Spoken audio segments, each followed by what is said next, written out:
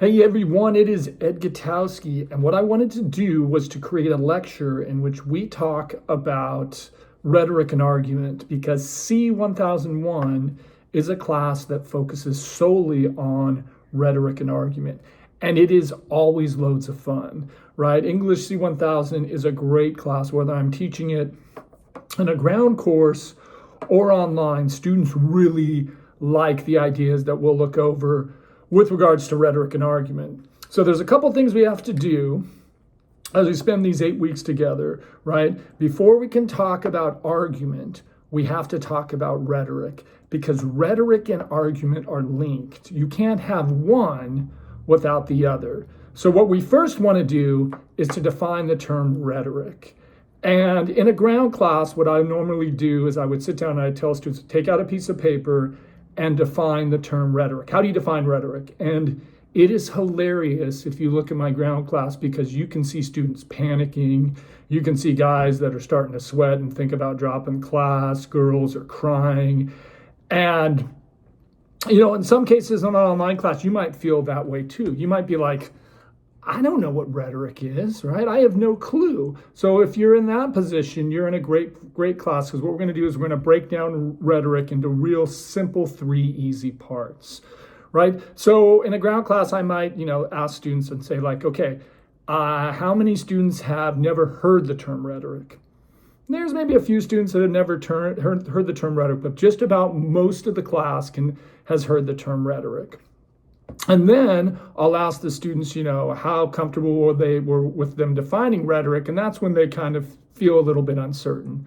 So what I do is I break down rhetoric into 3 parts. And the first part is I say, okay, since we have some people in class who have never heard the term rhetoric or are a little bit uncertain about rhetoric, let's talk about the people that use rhetoric, because is it safe to say that we can say that there are people who use rhetoric? And most students agree. Okay, we know that people use rhetoric. Well, let's figure out who are these people that use rhetoric. And what is really funny in a ground class, in any class that I teach, immediately when I say there are people who use rhetoric, students immediately will say politicians, because politicians are always associated with rhetoric. And if you think about it, right, we're in last year we got out of a really nasty political campaign. And somewhere in the course of the last year, you might have heard President Donald Trump is using rhetoric. No idea what that means. I heard it in out, one out the other. You might have heard, Joseph Biden or Kamala Harris, they're using rhetoric. Okay, so politicians are always associated with rhetoric. And what gets even better is I ask, okay, so who else other than politicians use rhetoric? And then students immediately will say lawyers. And if you think about it, that makes sense.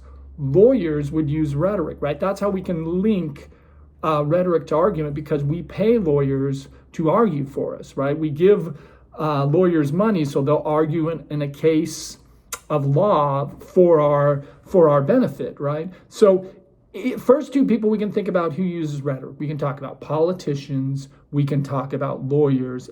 Then I ask students who else use rhetoric, right? Students will say things like teachers use rhetoric, English teachers use rhetoric. I always ask students what other discipline outside of English might use rhetoric, and sometimes they'll say philosophers use rhetoric, right? And that would make sense, right? Because the Greeks and the Romans, Socrates and Plato, they all used rhetoric. And then every once in a while, students will say students use rhetoric. And students often use rhetoric, they're just not very good at it. So I want you to just think for a moment. All we've done is we've talked about people who use rhetoric. We've talked about politicians, lawyers, philosophers, and teachers. Okay, so we know people use rhetoric. Then I always want to talk about a form of rhetoric. So what's a form of rhetoric? And so if we think about politicians, how often do most politicians communicate to their audience? And students will say speeches. So a speech could be a form of rhetoric. And then I will ask my students, well, okay, how many people have seen Donald Trump give a speech? Or how many people maybe have seen Barack Obama give a speech? And not many students raise their hands. Well, I say, well, how is it possible you have seen either Obama or Donald Trump give a speech? And they'll say TV. So notice TV becomes a form of rhetoric. So we could say a speech is a form of rhetoric. We could say TV becomes a form of rhetoric. Then we can ask, well, what else might be another form of rhetoric? Well, if TV is a form of rhetoric, doesn't that mean radio is a form of rhetoric? The internet could be a form of rhetoric, right? Think about things like Facebook, social media, Twitter. These are all forms of rhetoric. And then every once in a while, students will say books or newspapers are a form of rhetoric, right? So a book or a newspaper might be a form of rhetoric. And then we can go back to the people who use that. We might call the people who write books authors, people who write newspapers or journalists. So then we get a little bit of better understanding of rhetoric, right? We understand that there are people who use rhetoric, lawyers, politicians, journalists, philosophers. The forms of rhetoric could be a speech, TV, newspaper, the internet. Now I'm going to give you my definition of rhetoric. And my definition of rhetoric at the start of class is words that are used to manipulate, to deceive, and to con people. So for the first few weeks of class, I'm going to define rhetoric as words that are used to manipulate, to deceive, and con people. And what I want you to do in this kind of brief lecture is I just want you to kind of think about how I defined rhetoric. And then there's a discussion board that allows you to kind of play with these ideas. And we'll play around, and for the next couple of weeks, we'll look at rhetoric, and we'll talk about how it's shaped to argument. So I'm looking forward to seeing how you would define rhetoric, maybe what you thought of this lecture, and then that'll let us pivot into week 2.